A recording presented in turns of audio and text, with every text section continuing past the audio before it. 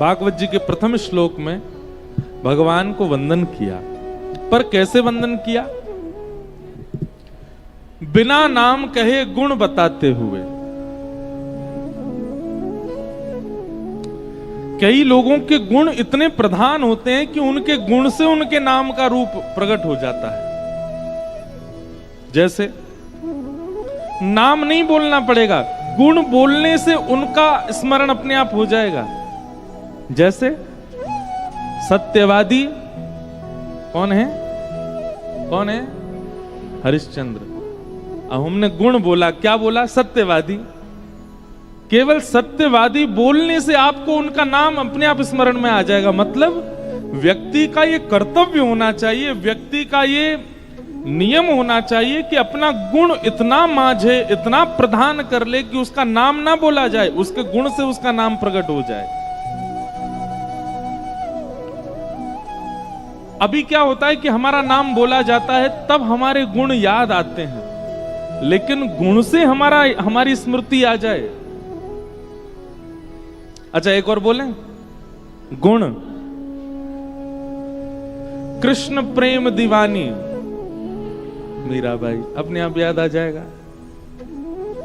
अब मीरा बोलने से तो बहुत कुछ याद आएगा, पर प्रेम बोलने से, कृष्ण प्रियसी बोलने से अपने आप मीरा की याद आ जाती है। तो यहां पर इन्होंने क्या किया? अपने गुण को इतना प्रधान कर दिया कि गुण से उनका स्मरण होता है, नाम लेने की आवश्यकता नहीं है।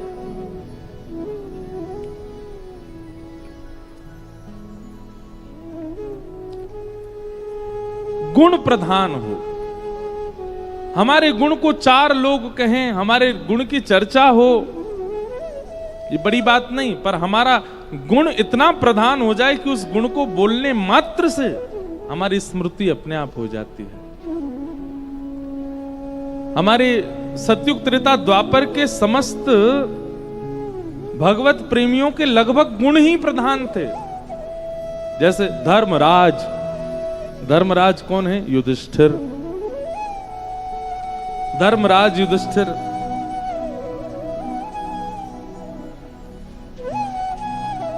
बल की जब बात आती थी, अत्यंत बलवान कौन है? तो बोले भीम। अत्यंत स्नेही कौन है? तो नाम आता था किसका? अपने अर्जुन का।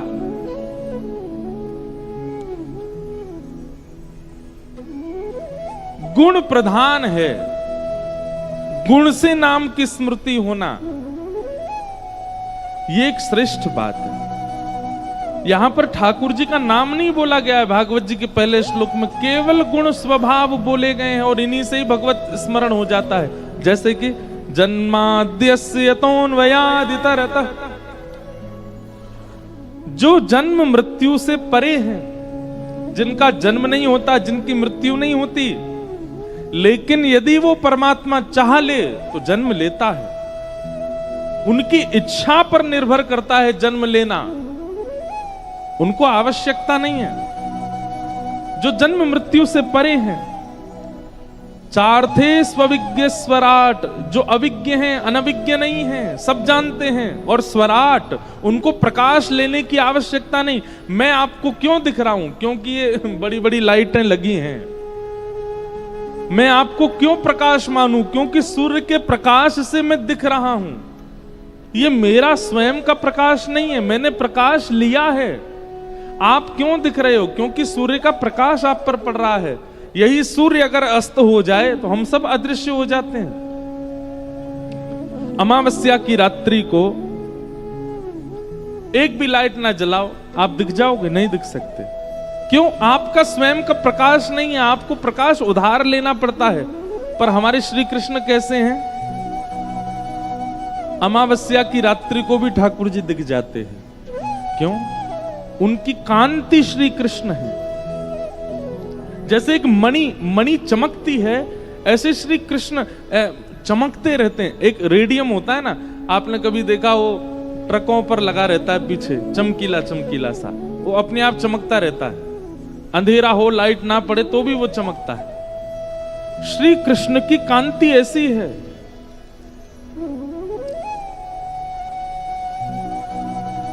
मुझे श्लोक याद नहीं, पर हमारे विल्व मंगल जी इस बात का वर्णन करते हैं कि ठाकुर जी कैसे हैं। बोले हैं वो श्याम, पर श्याम होते हुए भी प्रकाश एक अद्भुत सा उनमें से प्रकाशित होता रहता है। और ठाकुर जी कैसे हैं? बोले जितने ज्यादा अंधेरे में जाते हैं, जितने ज्यादा गहरे घनघोर अंधियार में जाते हैं, उतने ज्यादा और प्रकाशित होते चले जाते हैं। ऐसा ठाकुर जी का श्री अंग है, श्री वपुः। काले हैं ठाकुर जी, कृष्ण हैं, पर इसका मतलब बिल्कुल हमारे आप की तरह काले नहीं है कि हम तो अंधेरा में, गोरा व्यक्ति तो फिर भी चलो अंदाजा लग जाएगा यहां खड़ा है अंधेरे में, पर घनघोर काला व्यक्ति वो तो बेचारा अदृश्य ही हो जाएगा अंधेरे में, अमावस्या की रात में।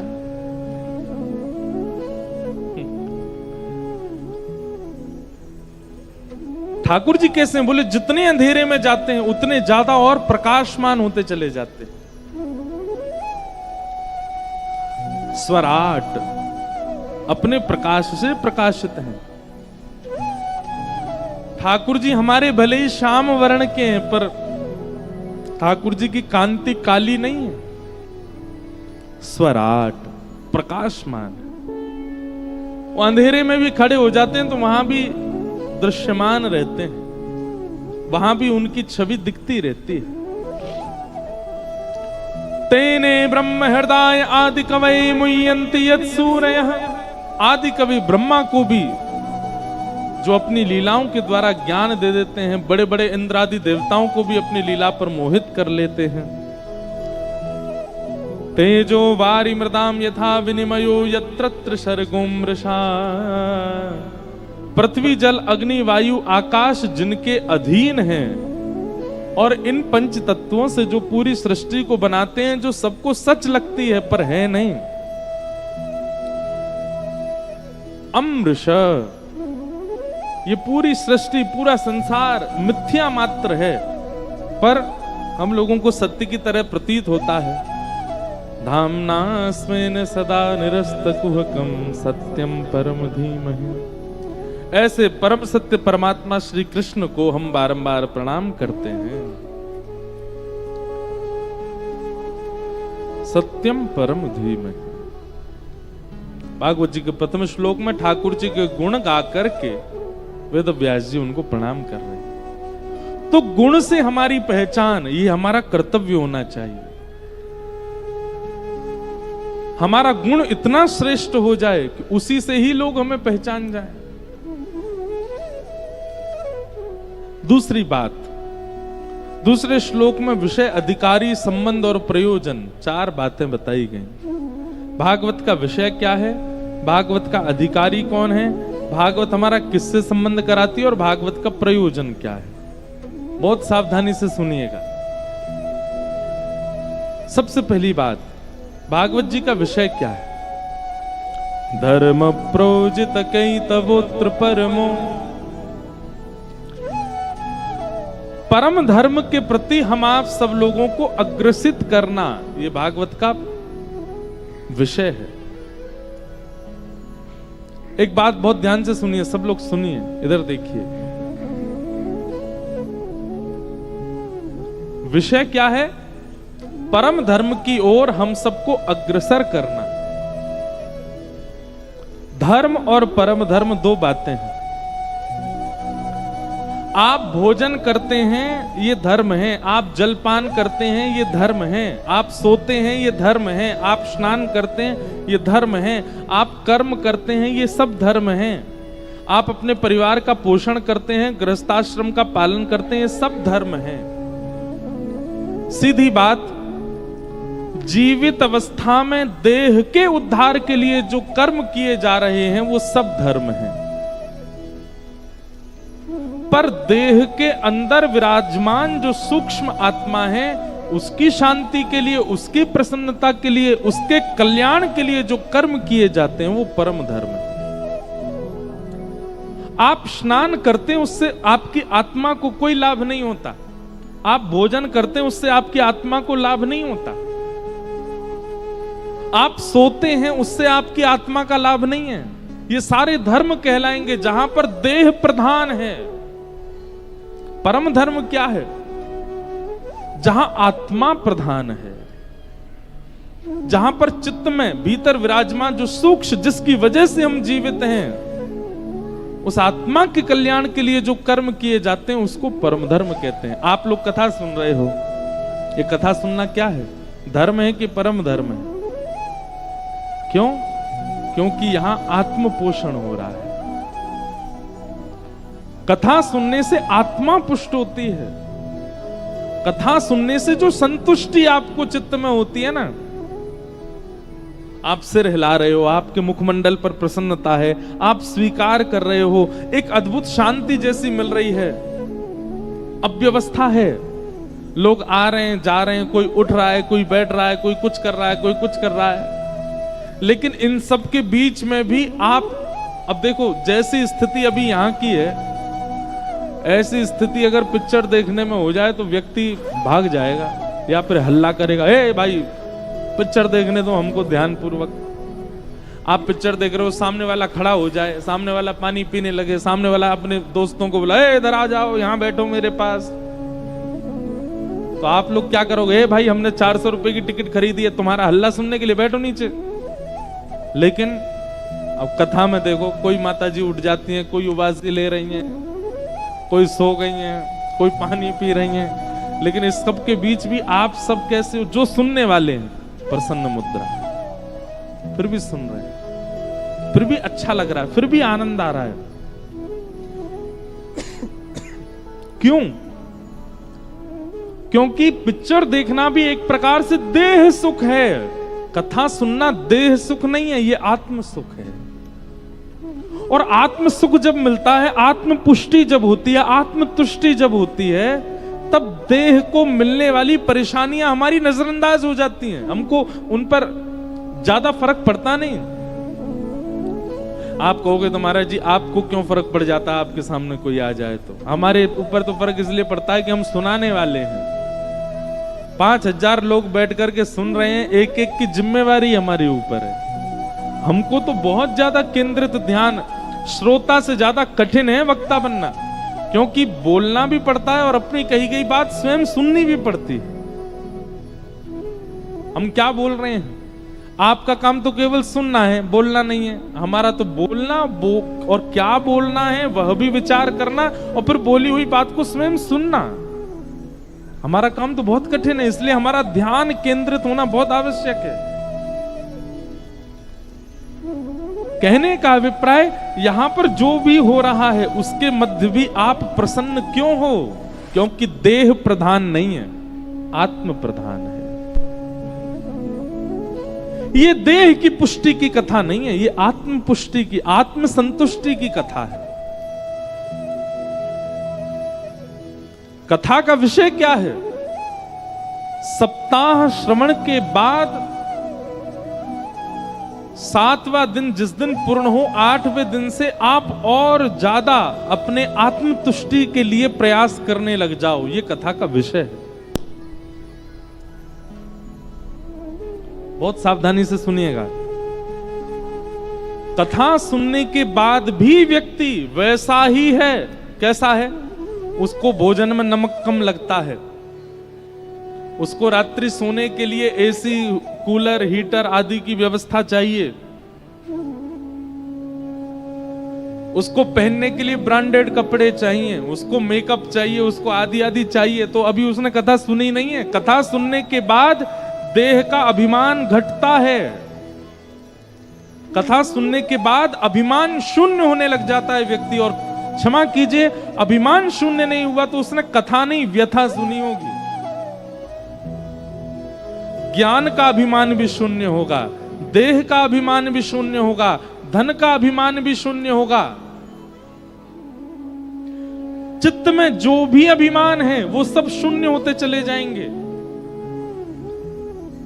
अगर धनवान बैठ करके कथा सुन रहा है तो 8वें दिन से स्वयं को धनवान मानेगा नहीं, या अपने धन का प्रदर्शन नहीं करेगा। अगर ज्ञानवान व्यक्ति कथा सुन रहा है तो 8वें दिन से अंतर्मुखी हो जाएगा। देखो, हमारे पास जो भी चीज आती है ना, हम उसको प्रदर्शनी बना लेते हैं। बहुत ध्यान से सुनिएगा।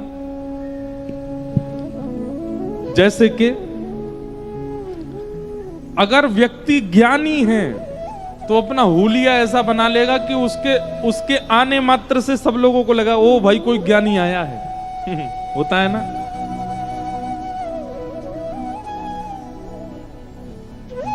अपना हुलिया ऐसा बना लेता है कि उसको देखने मात्र से लगता है कोई ज्ञानी आ गया। इतनी सारी माला गले में पहन लेंगे, एक तिलक काफी हो सकता है पर 5-6 तिलक लगा लेंगे यहां पे, जटा जूट आदि सब धर के। किसी के रूप स्वरूप की निंदा नहीं है, पर हम एक बात कह रहे हैं, कई बार ज्ञान जब छलकने लगता है ना बाहर, तो वो आपके स्वरूप में, रूप में। उनसे कहोगे यहां बैठ जाओ, इधर नहीं बैठेंगे, पहले आसन लगाओ, सफेद कपड़ा बिछाओ, तब बैठेंगे। ऐसा भोजन नहीं पाएंगे, हमारे लिए विशेष रसोई में बना के लाओ, ऐसा बनाओ, हाथ धो, ये करो वो करो। बेचारे आदमी सब घबरा जाते, बोले बोलो भैया बहुत बड़ा ज्ञानी है। लेकिन ऐसा व्यक्ति यदि कथा के आश्रय में आ जाएगा, मूल रूप से, वास्तविक रूप से अंतर्मुखी हो जाएगा। वो ज्यादा प्रदर्शनी में नहीं रहेगा। वो ऐसी धनवान व्यक्ति होता है, धनवान व्यक्ति क्या कर लेता है, 5-6 प्रकार की जंजीर पहन लेगा गले में। जंजीरी होती है ना सोने की। और महाराज बढ़िया सुंदर रोल्स रॉयस चला रहा है, बढ़िया महंगी गाड़ी में उतरेगा, 50-60 हजार रुपए के जूते पहन रखे हैं। हमारे पंजाब के भाई लोग तो ब्रांड तो महाराज पूछो ही मत। दुनिया की ऐसी कोई ब्रांड नहीं जो पंजाब में नहीं मिलती। क्यों? वहां पे इतनी होड़ है पंजाब में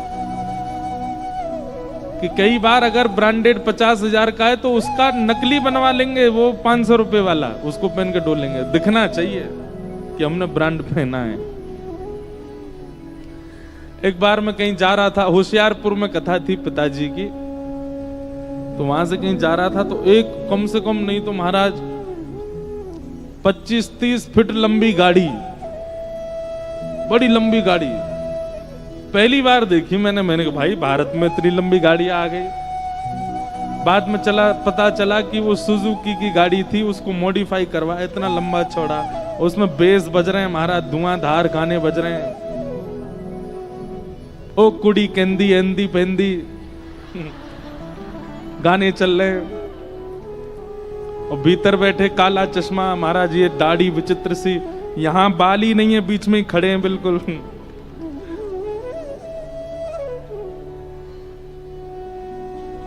गाड़ी चला रहे। तो ये प्रदर्शन आ जाता है व्यक्ति के जीवन में।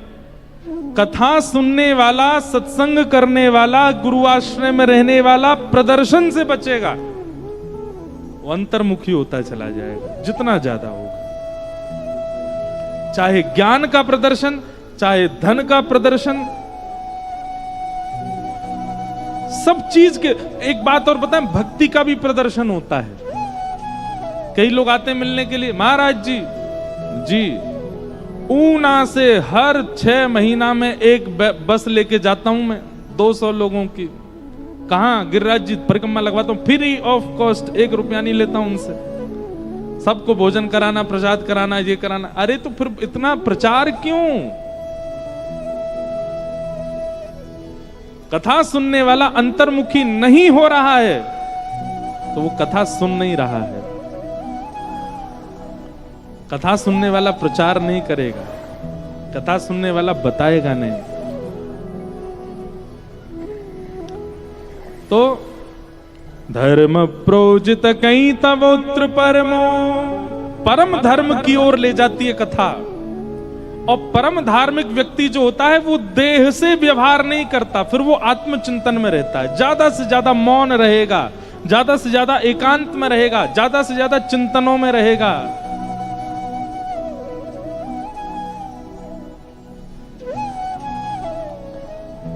तो विषय क्या है?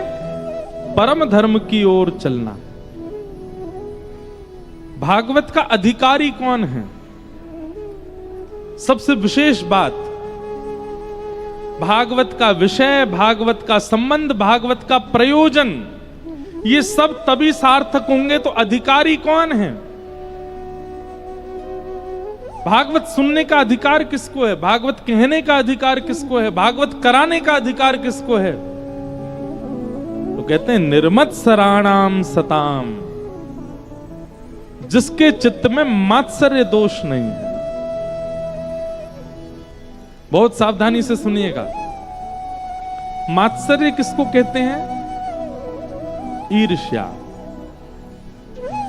किसी का गुण सुन करके, किसी का रूप देख करके, किसी का वैभव देख करके, किसी की संपत्ति देख करके, किसी की उज्जवलता देख करके जो आपका मन विचलित होता है, इसको ईर्ष्या कहते हैं, इसी को मात्सर्य दोष कहते हैं। और मात्सर्य दोषी व्यक्ति ना कथा सुनने का अधिकारी है, ना कथा कहने का अधिकारी, ना कथा कराने का अधिकारी। अगर आपके चित्त में ईर्ष्या है, अगर आपके चित्त में ईर्ष्या है, तो आप कथा में बैठ करके 7 दिन सुन के चले जाओगे, कुछ परिवर्तन, कोई लाभ नहीं मिलेगा आपको।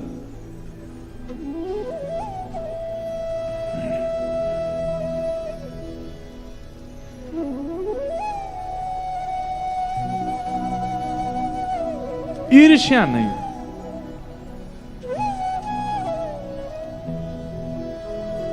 ईर्ष्या का दोष नष्ट होना चाहिए।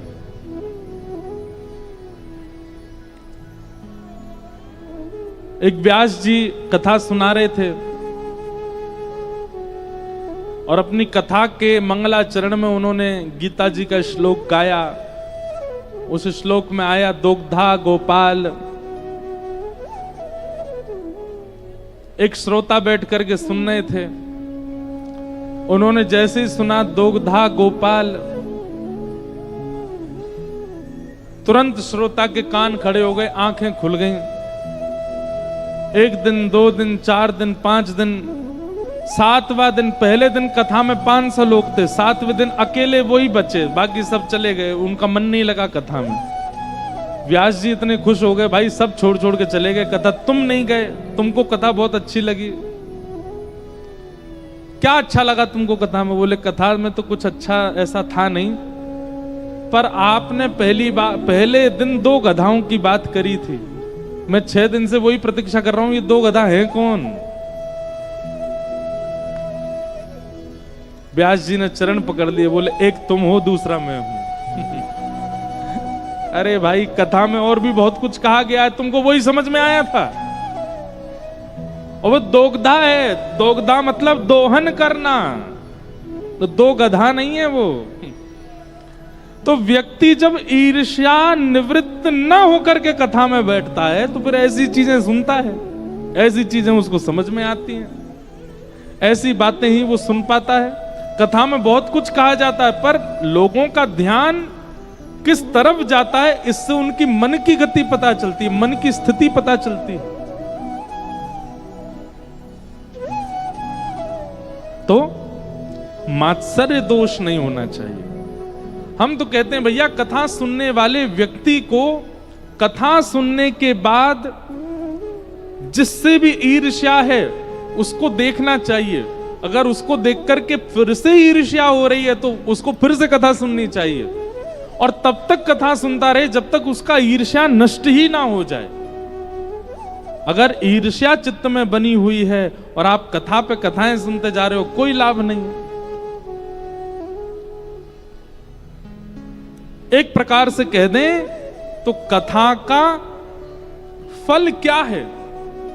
कथा का फल ही है ईर्ष्या निवृत्ति।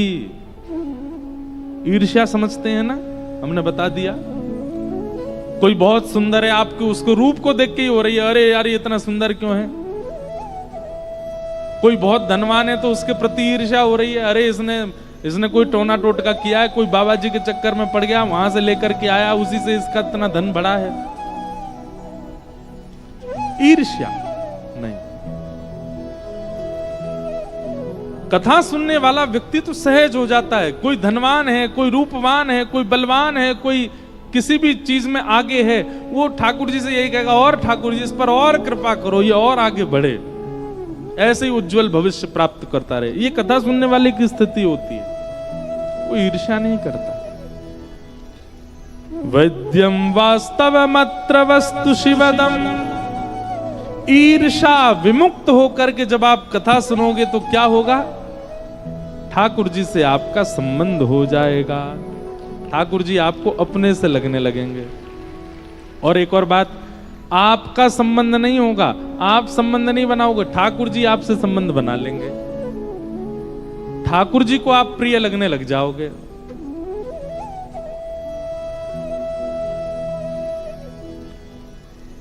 जगन्नाथ जी के कितने लोगों ने दर्शन किए? हाथ ऊपर करो। अरे भैया, जगन्नाथ भगवान के इतने ही लोगों ने दर्शन किए।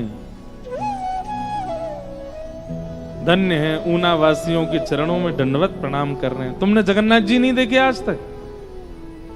अरे यहां भी जगन्नाथ जी बैठे होंगे, कहीं ना कहीं चित्र देखा होगा जगन्नाथ जी के, देखे तो हैं, सबने देखे हैं। रथ यात्रा होती है श्री जगन्नाथ जी की, क्यों होती है? इंद्रद्युम्न नाम का एक राजा था, ध्यान से सुनना। इंद्रद्युम्न नाम का एक राजा था, उसकी पत्नी का नाम था गुंडीचा। क्या नाम था? गुंडीचा। तो इंद्रद्युम्न राजा जगन्नाथ भगवान की सेवा करते थे, अपनी पत्नी सहित करते थे।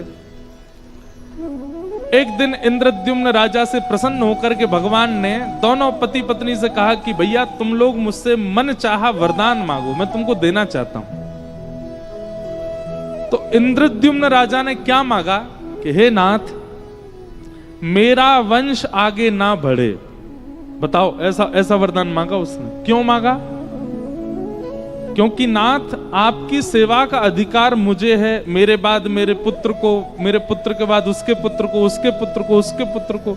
कई बार देखा जाता है कि जब वंश परंपरा से अधिकार मिलता है तो कहीं ना कहीं जाकर के उस अधिकार का निर्वहन व्यक्ति भाव से नहीं करता।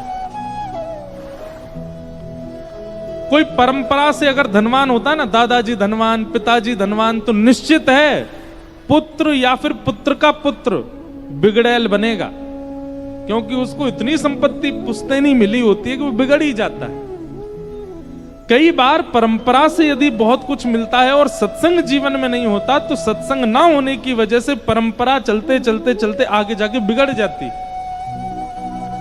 इंद्रद्युम्न राजा ने कहा कि नाथ, आपकी सेवा का अधिकार मुझे, मेरे बाद मेरे पुत्र को, पुत्र के बाद उसके पुत्र को, उसके बाद, कहीं ऐसे चलते चलते मेरे वंश में किसी को अभिमान ना हो जाए और आपकी सेवा में कहीं कुभाव ना आ जाए, इसलिए मेरा वंश यहीं रोक दो। अब ये मांगा इंद्रद्युम्न राजा ने अपने मन में। बगल में खड़ी पत्नी क्या कह रही है? वो मांग रही है कि हे नाथ, मुझे आप जैसा एक पुत्र मिल जाए। पति तो मांग रहा है कि मेरा वंश रुक जाए, पत्नी मांग रही है मुझे संतान की प्राप्ति हो। दोनों ने मनी मन वरदान मांगा। श्री जगन्नाथ महाप्रभु आनंदित हो गए, बोले भैया तुम दोनों ने तो हमको विडंबना में डाल दिया। बोले क्या विडंबना? बोले इंद्रद्युम्न ने तो मांगा मेरा वंश यहीं रुक जाए। पत्नी देखने लगी, ऐसा कैसे वरदान मांगा तुमने? तुमने कहा वंश ही रुक जाए। और जगन्नाथ भगवान बोले गुंडीचा मां कहती है कि मुझे पुत्र की प्राप्ति हो। अब पति चाहता है बालक ना हो, पत्नी चाहती है बालक हो, ये कैसे? दोनों के वरदान विपरीत है, मैं कैसे पूर्ण करूं? इंद्रद्युम्न गुंडीचा को समझाने लगे, अरे तुम जानती नहीं हो, तुम भी यही मांगो, संतान ना हो, हम दोनों अकेले ही ठीक हैं, आदि आदि ये सब। गुंडीचा उसको समझा रही है, अरे नहीं नहीं, संतान तो होनी चाहिए, ऐसे कैसे आदि आदि। जगन्नाथ भगवान बोले झगड़ो नहीं, हमारी बात सुनो, तुम दोनों की इच्छा पूरी करते हैं हम। बोले कैसे? बोले आपकी इच्छा तो हम ये पूरी करेंगे कि आपके संतान होगी नहीं, और गुंडीचा मां आपकी इच्छा हम ये पूरी करते हैं कि जब तक पृथ्वी है, जब तक ये भूमंडल है, तब तक मैं ही आपका पुत्र हूं, मैं आपकी संतान बन के रहूंगा। मां, साल भर तो मैं लोगों के कल्याण के लिए मंदिर में विराजूंगा, पर साल में एक बार अपनी मां के हाथ की प्रसादी पाने के लिए रथ पर बैठ करके मैं आया करूंगा और आपसे आकर के प्रसाद लिया करूंगा। तो भगवान जगन्नाथ जहां विराजते हैं वो है श्री मंदिर, और रथ में बैठकर के जिस स्थान पर जाते हैं उसका नाम है गुंडीचा मंदिर। वो माँ के घर जाते हैं, अपने मैया से मिलने जाते हैं, गुंडीचा। तो आपने नहीं मांगा लेकिन ठाकुर जी ने संबंध दे दिया, ये कथा का प्रभाव होता है। अभी तक तो हमने ये सुना कि किसी ने ठाकुर जी को अपना भाई माना, किसी ने ठाकुर जी को अपना प्रियतम माना, किसी ने ठाकुर जी को अपना पति माना। पर भैया धर्म भक्ति की सार्थकता तब मानो कि आपने कुछ नहीं माना, ठाकुर जी ने आपको मान लिया। आपने ठाकुर जी से कोई संबंध नहीं बनाया, पर ठाकुर जी ने आपको सखा मान लिया, ठाकुर जी ने आपको मित्र मान लिया, ठाकुर जी ने आपको भाई मान लिया, ठाकुर जी ने आपको अपना प्रियतम मान लिया। ये भक्ति की सार्थकता।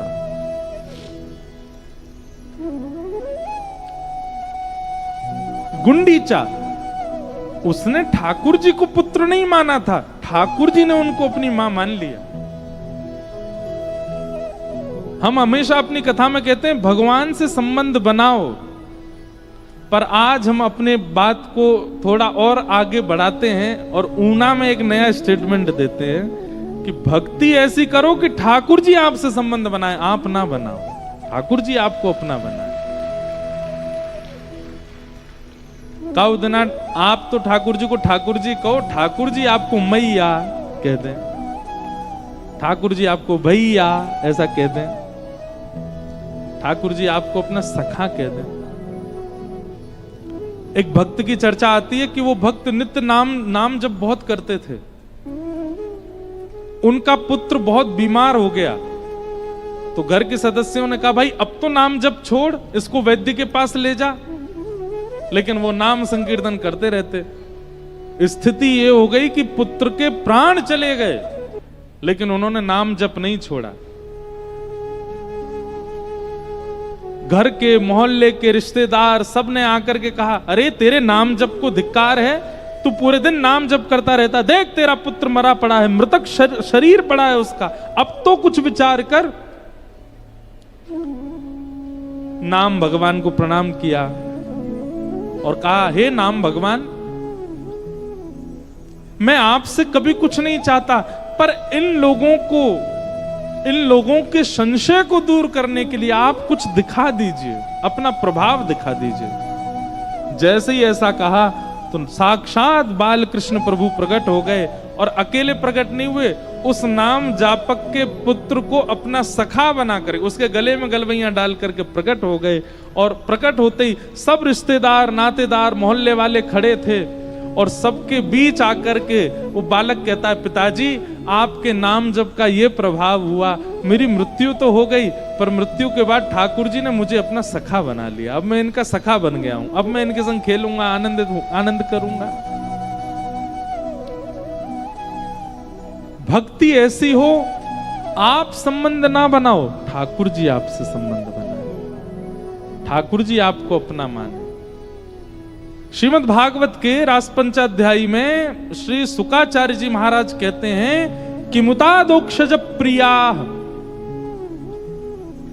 परीक्षित, ये गोपियां ठाकुर जी से प्रेम करती हैं, ये एक बात है, पर ठाकुर जी भी इनसे प्रेम करते हैं, ये विशेष बात है। अभी क्या है पता है, यहां हम जितने लोग बैठे हैं, हम सब ठाकुर जी से प्रेम करते हैं, पर हम में से कितनों से ठाकुर जी प्रेम करते हैं ये हमको नहीं पता। और एक बात कह दूं, बुरा नहीं मानिएगा, शायद हम में से कोई भी नहीं होगा जिससे ठाकुर जी प्रेम करते हो। हम इतने योग्य बने ही नहीं आज तक, हम इतने श्रेष्ठ बने ही नहीं पाए। हमारी भक्ति में शुद्धता, प्रबलता, वो सौम्यता है ही नहीं। ठाकुर जी पता कैसा प्रेम करते हैं, हाँ हाँ ठीक है तुम बने रहो, ठीक है। ऐसा होता है ना, कई बार कई लोग आपके आसपास कैसे होते हैं, आपको लगता है ठीक है भाई ये लगा हुआ है, क्या करे, चिपकू है चिपकू लोग होते हैं ना, कई चिपक जाते हैं, ठीक है बने रहो। ऐसी वाली दृष्टि लगती है कभी कभी हम लोगों को, हमारे ऊपर ऐसी वाली दृष्टि, ठीक है पूरे दिन गाता रहता है, बना रहते हो भी, लेकिन ठाकुर जी हमारे प्रति अधीन हो, ठाकुर जी हमारा चिंतन करते हो, हमें अपना मानते हो, ऐसी स्थिति में हम अभी आए नहीं हैं। ऐसी स्थिति के लिए क्या करना पड़ेगा? आप अपना भजन श्रेष्ठ रखो, आप अपना स्वभाव सुंदर बनाओ, आप अपने व्यवहार उचित रखो, संबंध स्वयं ठाकुर जी बनाए आपसे। अब जो लोग बना चुके हैं ठाकुर जी से, उनको ये काम नहीं, अब वो तो उसी में ही रहो, जो आपने मान लिया अब उसी को ही निर्वहन करो।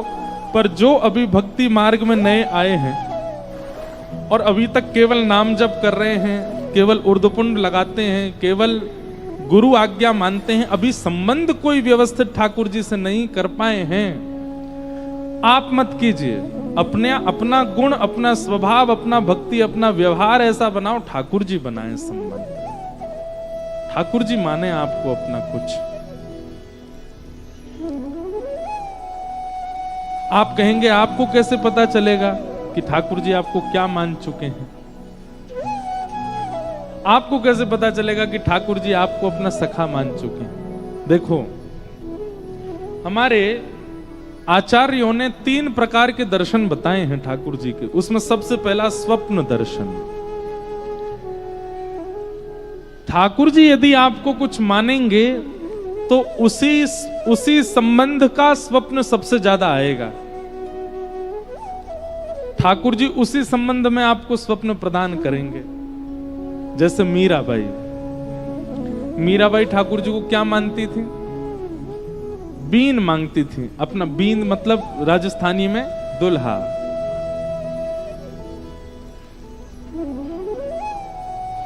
और ठाकुर जी उनके लिए दुल्हा ही बन के आते थे उनके स्वप्न में। सहरा पहन करके आते थे, अचकन पहन करके आते थे। मुझे राजस्थानी आती नहीं, पर बहुत सारे पद हैं मीराबाई के।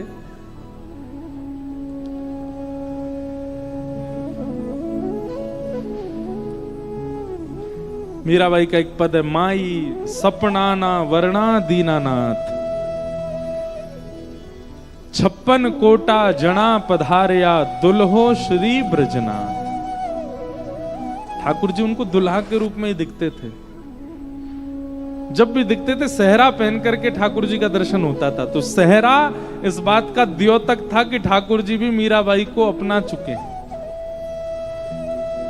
अब ठाकुर जी आपको जिस रूप में पाना चाहते होंगे वैसा ही श्रृंगार धारण करके आएंगे, स्वप्न में दिखेंगे।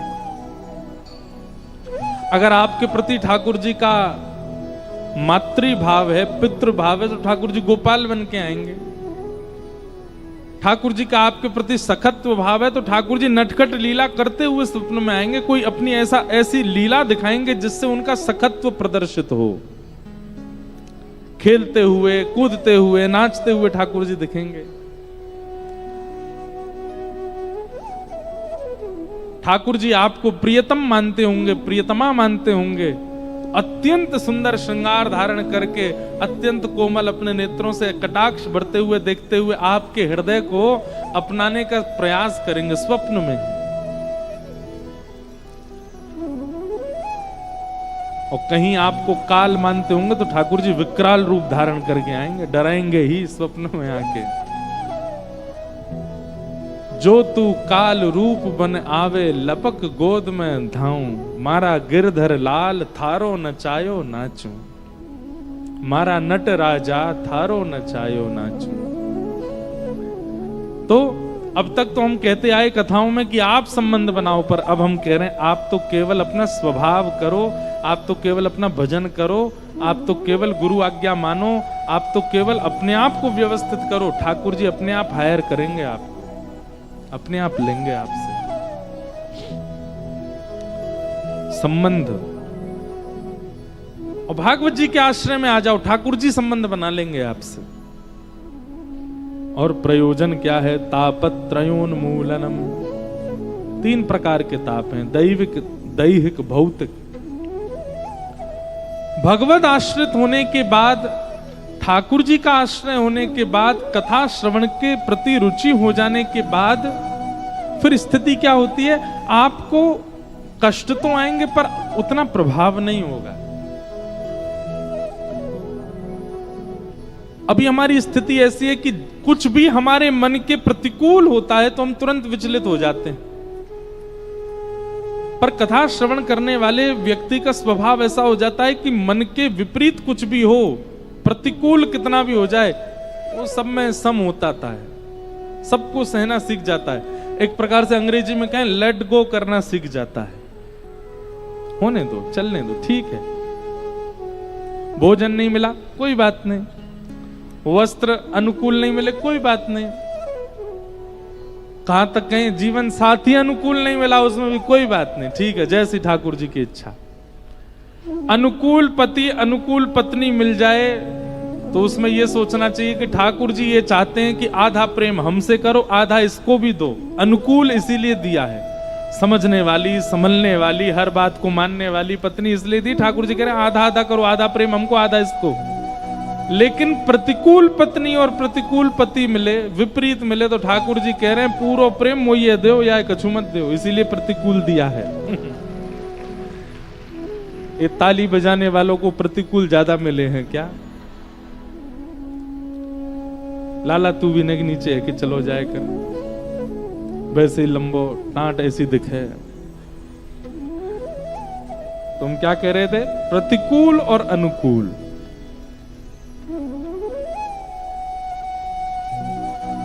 लिख लीजिएगा, सत्संगी व्यक्ति के डायरी में, सत्संगी व्यक्ति की डिक्शनरी में प्रतिकूल नहीं होता, वो सब चीज में अनुकूल है।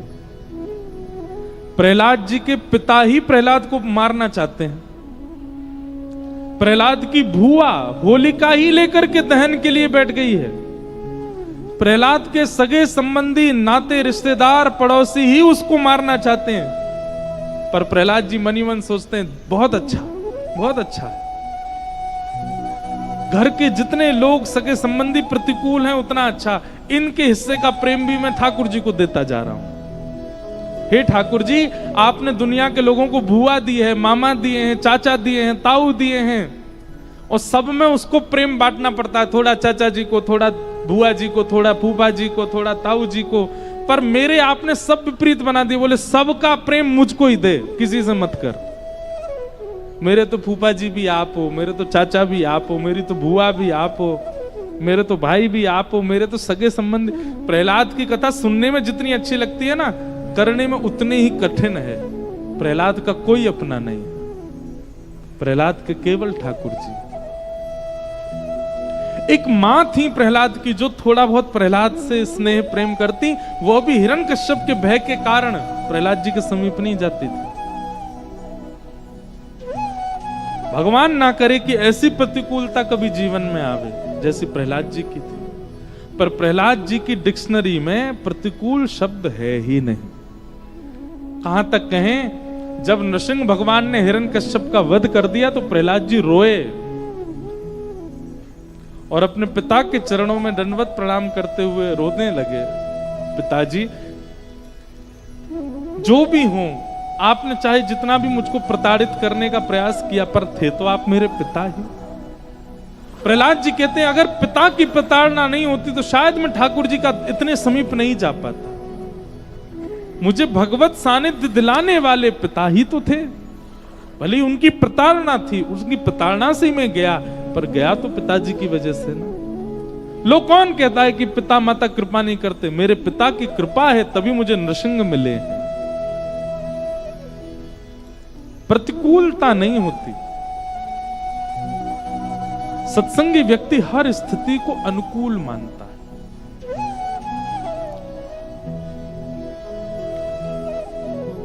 पाम में लग गई, पैर में लग गई, फ्रैक्चर हो गया, गिर गए, बेड पे पड़ गए। अब संसारी व्यक्ति क्या सोचता है? मैंने क्या किया ऐसा जिसकी वजह से मेरा पांव टूटा? लेकिन सत्संगी व्यक्ति क्या सोचता है? सत्संगी व्यक्ति ये सोचता है ठाकुर जी कह रहे हैं बहुत दिन आएंगे तो भागते भागते कछु दिन आराम कर, तेरे पांव तोड़ दो, लेटो रहे, हमारी इच्छा कुछ दिन तुम लेटे रहो, उठो ही मत। अच्छा, संसारी व्यक्ति को एक दिन भोजन ना मिले तो वो सोचता आज पता नहीं सुबह सुबह किसका मुंह देखा मैंने, पूरे दिन रोटी नहीं मिली मुझे। लेकिन सत्संगी व्यक्ति क्या सोचता है? वाह, जय हो ठाकुर जी, साल महीना में 2 एकादशी आती हैं, 2 ही दिन अन्न का त्याग करते हैं। और ऐसा मैंने सुना है एकादशी वाले दिन आप भक्तों का स्मरण करते हो, कितना सौभाग्यशाली, आज मेरे को अन्न नहीं मिला, आज भी मेरी एकादशी हो गई, मतलब आज मुझे आप याद कर रहे हो। वो हर चीज में अनुकूलता देखता है।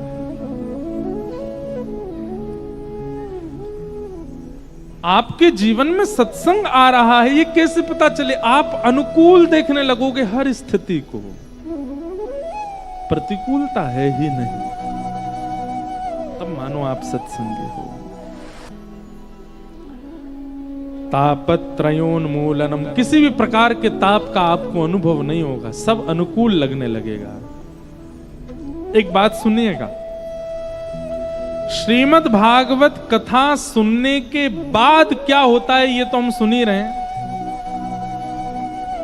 पर श्रीमद् भागवत कथा सुनने की इच्छा मात्र से हरिश्चित्तम समाचरेत, आपके चित्त में इच्छा मात्र प्रकट हो जाती है, उस इच्छा से ही ठाकुर जी आपके चित्त में आ जाते हैं।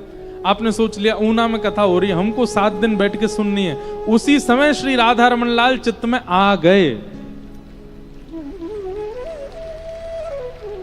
आप चाहे कहीं से भी आए हो, आपको पता चला ऊना में महाराज जी के यहाँ कथा हो रही है, हम सुनने जाएंगे, ये मन जैसे ही बनाया उसी समय ठाकुर जी चित्त में आ गए। लेकिन कथा के बाद क्या होता है?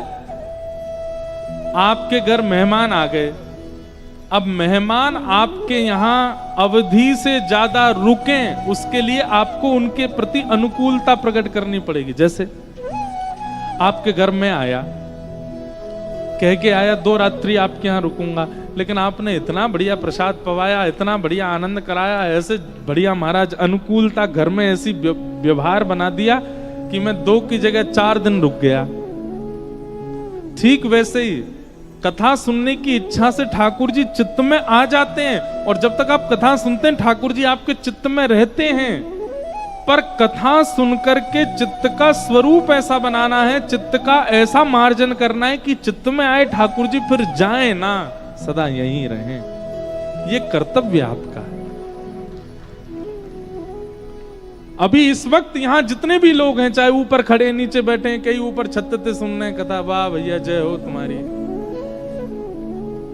यहां भी खड़े हैं।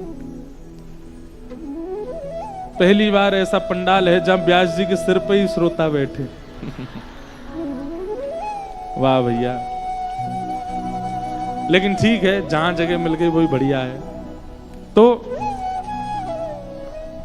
यहां जो भी बैठा है और कथा सुन रहा है, इस वक्त हम प्रमाणित रूप से हस्ताक्षर करके कह सकते हैं कि यहां बैठे हर व्यक्ति के चित्त में इस वक्त राधा रमण जी हैं। पर ताली तो बजाई हैं, ले मेरे हृदय को प्रणाम कर ले, यही में बैठे हैं राधा रमण।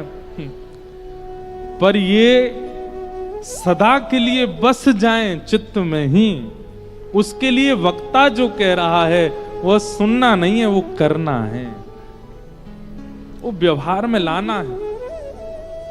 ठाकुर जी तो इस वक्त आ चुके हैं चित्त में, पर सदा के लिए बस जाएं, फिर कभी जाएं ना चित्त से।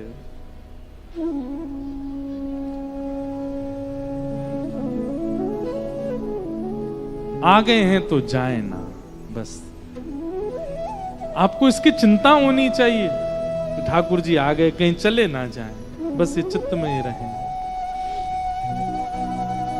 और वो कैसे होगा? कथा सुनने से हरि आ गए, अब व्यवस्थित और स्थिर हो जाएं, उसके लिए गुरु आज्ञा मानो, वक्ताओं की आज्ञा मानो, कथा की आज्ञा मानो। कैसे होंगे स्थिर ठाकुर जी? बोले पिबत भागवतम रसमालयम मुहुर्हुर रसिका भुवि भावुकाः। भागवत की कथा को कान रूपी दोनों में भर भर के पियो। कथा तो सुनी जाती है, पी थोड़ी जाती है, पर नहीं, यहां कह रहे हैं पियो, क्योंकि सुनी हुई बात असर नहीं करती, पी हुई पदार्थ असर जरूर करते हैं। कथा को पीने की भावना से सुनना है। जैसे गन्ने का रस यदि मुख से भीतर जाएगा तो स्वाभाविक बात है कि मीठा लगेगा, ये स्वाभाविक बात है। लेकिन मेरे कहने से गन्ने का रस, गन्ने का रस, गन्ने का रस, गन्ने का रस, बार बार रस कहने से मीठा नहीं होगी जीव। वो तो जिह्वा से जब रस लगेगा तभी मीठी होगी। ठीक वैसे ही कृष्ण ऐसे हैं, कृष्ण का स्वरूप ऐसा, कृष्ण का स्वभाव ऐसा, ये मेरे कहने से आपको अनुभव नहीं होगा। आपको कानों से 7 दिन सुनना नहीं है, पीना है। पीना मतलब जो व्यास कहेंगे वो हमें करना है, ऐसी भावना चित्त में धारण करना, ये पीने के समान है। और जैसे पीने का संकल्प आप धारण करोगे, आप बैठे कथा में होगे और बैठे बैठे आपको अनुभव होने लग जाएगा कि हाँ, प्रत्यक्ष ठाकुर जी खड़े हैं, लीला कर रहे हैं, त्रिभंग लली हैं, ऐसे कर रहे हैं। अब देखो, अभी हम सागर कथा करके आए मध्य प्रदेश, तो सागर में एक ठाकुर जी का मंदिर है, उनका नाम है अटल बिहारी। क्या नाम है? अटल बिहारी। तो अटल बिहारी जी की एक बड़ी सुंदर लीला है कि उनकी एक गैया थी, गौशाला में गाय थी। तो बहुत ज्यादा लोग मंदिर में नहीं थे, अकेले पुजारी, वही ग्वारियार बनते, वही सेवा करते ठाकुर जी की। तो एक दिन पुजारी जी ने क्या किया, ठाकुर जी की सेवा में इतने व्यस्त हो गए कि गैया की सानी नहीं कर पाए। सानी समझते हैं? वो भूसा होता है ना, उसमें बढ़िया सुंदर हरी हरी घास मिला के, हरे हरे वो सब मिला करके सानी की जाती गैयाओं की। तो पुजारी जी सानी करना भूल गए, रसोई घर में किसी सेवा में लग गए। तो स्वयं अटल बिहारी लाल स्वयं अपने मंदिर से निकल करके गए और स्वयं जाके गैया की सानी करके आए। इसका पता कैसे चला? जैसे ही पुजारी जी रसोई से वापस आने लगे, सोई ठाकुर जी भागे और भाग करके जाके ऐसे खड़े हुए, तो पूरे मंदिर में भूसा जो गाय खाती वो पूरा फैला पड़ा था। अब पुजारी जी बोले, यहाँ भूसा कहां से आ गया? और तभी आपने जैसे अटल बिहारी जी को देखा तो उनके दोनों हाथों में भूसा लगा हुआ था। ठाकुर जी अपने हाथ से सानी करके आए। अभी सागर में मैं ये कथा सुना रहा था, मैंने कि आपके सागर के अटल बिहारी जी ने गैया की सानी करी और सने भय हाथन से बैठ गए। कथा पूरी करके जैसे मैं जाने लगा, एक भाई दौड़ा दौड़ा आया मेरी गाड़ी के पास, और गाड़ी में जैसी कांच खुला, भीड़ बहुत थी, तो चिल्ला के बोला, महाराज जी आपने अटल बिहारी जी के हाथों में भूसा लगा, ऐसा कह दिया था कि उनके हाथों में भूसा लगा हुआ है, अटल बिहारी जी ऐसे आके बैठ गए। मैंने कहा अब थोड़ी सी कथा 5 मिनट और कह देते, यूं और कह देते कि पुजारी जी ने हाथ धो दी, अब रात भर भूसा लगा ही रहेगा उनके हाथों में, क्योंकि आपने कथा में ये कहा ही नहीं कि उनके हाथ पहुंच दिए।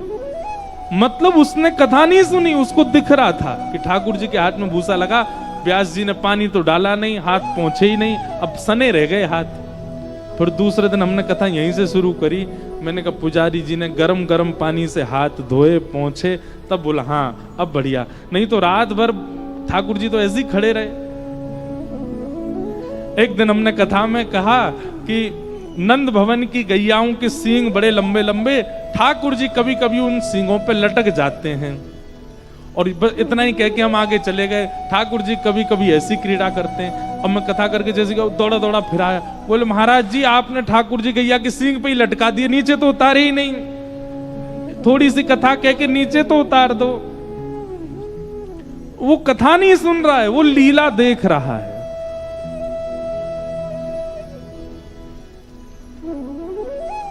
और इस लीला को देखने को ही कहते हैं पिबत भागवतम रसमालयम। आपके सन्मुख आप इतना तक भूल जाएं कि आप हिमाचल में बैठे हो, आप इतना तक भूल जाएं कि आप एक आश्रम में बैठे हो, आप यह तक भूल जाएं कि आप कहां से आए हो, और प्रत्यक्ष गिरिराज जी प्रकट हो जाएं, यमुना जी प्रकट हो जाएं, सघन कुंज प्रकट हो जाए, उस सघन कुंज में व्यासपीठ लगी है, व्यास जी बैठ के कथा सुना रहे हैं और अकेला मैं बैठ करके सुन रहा हूं, ऐसी स्थिति आने लग जाए कथा में, तब समझो कि आप कथा पी रहे हो, सुन नहीं रहे हो। कथा सुन रहे हो तो आपको यह भी पता चलेगा बगल में भी कोई बैठा है, पीछे भी कोई बैठा, आगे भी कोई बैठा है, इधर इतने सारे लोग बैठे हैं, लाइटें लगी हैं, ऐसा पंडाल है, ऐसा हॉल है, ऊपर लोग चढ़े हैं, यहाँ लोग बैठे हैं, व्यास जी ऊपर बैठ करके कथा सुना रहे हैं। पर कथा जब पीने लग जाओगे सब अदृश्य हो जाएंगे, केवल आप हो, मैं हूं और श्यामा श्याम है। हैं और कोई नहीं दिखेगा, तब लगेगा कि हाँ पिबत भागवतम रसमालयम।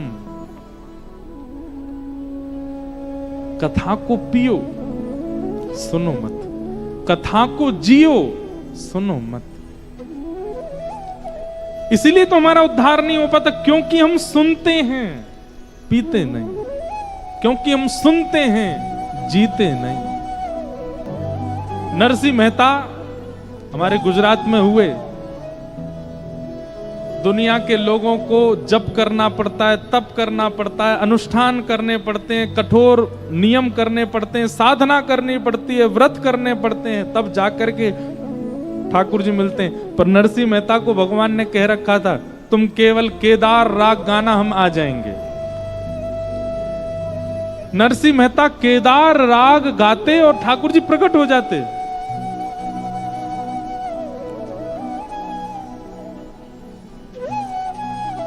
नरसिंह मेहता रोज केदार राग गाते थे मंदिर में बैठ करके। नरसिंह मेहता को तो चलते फिरते ठाकुर जी दिखते, पर जितने श्रोता बैठते थे उन श्रोताओं को भी ठाकुर जी की कोई ना कोई झांकी का अनुभव होता था। कभी ठाकुर जी की माला गिर जाती थी, कभी ठाकुर जी की वंशी हिल जाती थी, कभी ठाकुर जी का मुकुट टेढ़ा हो जाता, कभी ठाकुर जी के कानों के कुंडल हिलने लगते। नरसिंह मेहता को तो प्रत्यक्ष ठाकुर जी दिखते, पर बाकी सब श्रोताओं को नरसिंह मेहता के प्रभाव से ठाकुर जी की लीला का कुछ ना कुछ अनुभव होता। नरसिंह मेहता बहुत दीन थे, ज्यादा धन नहीं था उनके पास। एक बार घर में कोई बहुत जरूरत थी तो किसी सेठ से उन्होंने पैसे उधार ले लिए, बहुत दिन तक लौटाए नहीं। तो सेठ ने कहा भाई पैसा दे दो। नरसिंह मेहता बोले हम पे है नहीं, क्या करें? आप एक काम कीजिए, कुछ और ले जाइए धन के बदले। बोले और कुछ भी तो तुम्हारे पास नहीं, ना तुम्हारे पास घर है, ना तुम्हारे पास कोई बैलगाड़ी है, ना तुम्हारे पास कोई व्यवस्था है, क्या लेके जाएं हम?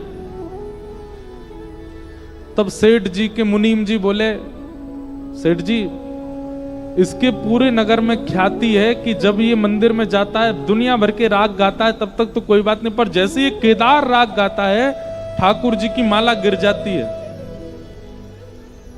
इसके पूरे नगर में इसी बात से ख्याति है, इससे कहो अपना केदारा राग गिरवी रखे, जब तक हमारा कर्जा ना चुकाए तब तक केदार राग नहीं गाएगा।